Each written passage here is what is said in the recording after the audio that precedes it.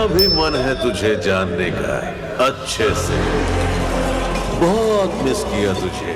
মুভিটির পরিচালক মারুতি এক সিনেমার মধ্যেই হরর, ফ্যান্টাসি, কমেডি আর ফ্যামিলি ড্রামা ঢুকিয়ে পুরো বিষয়টিকে একটি জগা খিচুড়ি বানিয়ে ফেলেছেন।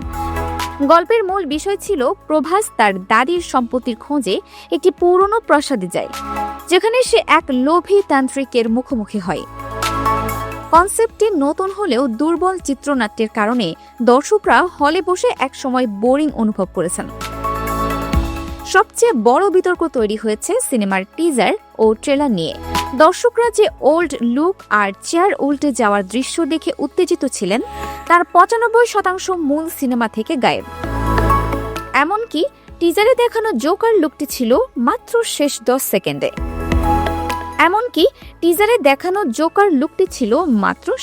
১০ সেকেন্ডে, যা আসলে রাজা সাব ২ সার্কাস ১৯৩৫-এর ঘোষণা মাত্র।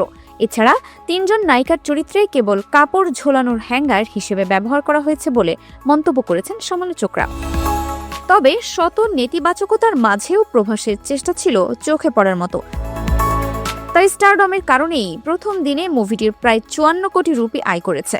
পরিচালক মারুতি দর্শকদের আত্মবিশ্বাসের সাথে তার বাড়িতে যাওয়ার দাওয়াত দিলেও সিনেমাটি বক্স অফিসে কতদূর টিকে থাকবে তা নিয়ে বড়সড় সংশয় রয়েছে। আপনি কি রাজা সাব দেখেছেন? আপনার কাছে কেমন লেগেছে? সিনেমার ভিএফএক্স নাকি প্রভাসের লুক? Dinajpur TV multimedia desk.